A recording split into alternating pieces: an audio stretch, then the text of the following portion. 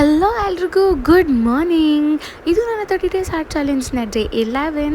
So ಬೆಳಿಗ್ಗೆ ಎದ್ದು fresh up ಆಗಿ 1 ಕಪ್ ಹಾಟ್ ವಾಟರ್ಗೆ 1 tablespoon apple cider vinegar ಹಾಕೊಂಡು ಕುಡಿದು ನನ್ನ ಡೇನ ಸ್ಟಾರ್ಟ್ ಮಾಡಿದೆ. ಸೊ ಸೆಕೆಂಡ್ ಡ್ರಿಂಕ್ಗೋಸ್ಕರ ನಾನು ಡಿಟಾಕ್ಸ್ ಡ್ರಿಂಕ್ ಕುಡಿದು ಅದಾದಮೇಲೆ ನಾನು ಕಾಫಿ ಕುಡಿದೆ. ಸೊ ಕಾಫಿ ಕುಡ್ದು ರೆಡಿ ಆದೆ ನಾನು ಜಿಮ್ಮಿಗೆ. After 2 days. ಸೊ ಬ್ರೇಕ್ಫಾಸ್ಟಿಗೋಸ್ಕರ 2 ಚಪಾತಿ ತಿಂದೆ. ಸೊ ಜಿಮ್ಮಿಗೆ ರೆಡಿ ಆಗಿ ನಾನು ಜಿಮ್ಮಿಗೆ ಹೊರಟು.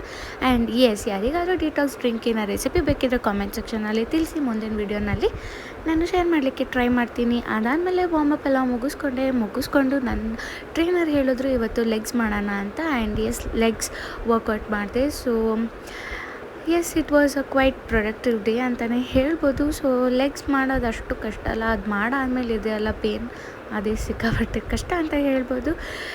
ಆ್ಯಂಡ್ ನಡೆಯೋದಕ್ಕೂ ಸ್ವಲ್ಪ ಕಷ್ಟ ಆಗುತ್ತೆ ಬಿಕಾಸ್ ಕಾಲು ತುಂಬ ನೋವಾಗುತ್ತೆ. ಆ್ಯಂಡ್ ಜಿಮ್ ಮುಗಿಸ್ಕೊಂಡು ಮನೆಗೆ ಬಂದು ಫ್ರೆಶ್ ಅಪ್ ಆಗಿ ನಾನು ಸ್ವಲ್ಪ ಹಾಲು ಕುಡಿದೆ ಬಿಕಾಸ್ ಬ್ರೇಕ್ಫಾಸ್ಟ್ ಅಷ್ಟು ನನಗೆ ಫೀಲಿಂಗ್ ಆಗಿಲ್ಲ ಅಂತ. ಅದಾದಮೇಲೆ ನಾನು ಡಿನ್ನರಿಗೋಸ್ಕರ ಮುದ್ದೆ ಮತ್ತು ಬೆಂಡೆಕಾಯಿ ಸಾಂಬಾರು ತಿಂದೆ. ಸಾಂಬಾರು ಮಾತ್ರ ತುಂಬ ಚೆನ್ನಾಗಿತ್ತು, ಮಮ್ಮಿ ಮಾಡಿದ್ದು.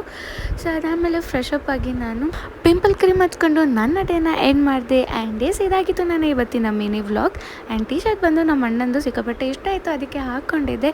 ಸೊ ವ್ಲಾಗ್ ಇಷ್ಟ ಆಗಿರುತ್ತೆ ಅಂತ ಭಾವಿಸ್ತೀನಿ. ಇಷ್ಟ ಆಗಿದೆ ಸಬ್ಸ್ಕ್ರೈಬ್ ಮಾಡ್ಕೊಳ್ಳೋದು ಮಾತ್ರ ಮರಿಬೇಡಿ. Thank you for watching. Bye.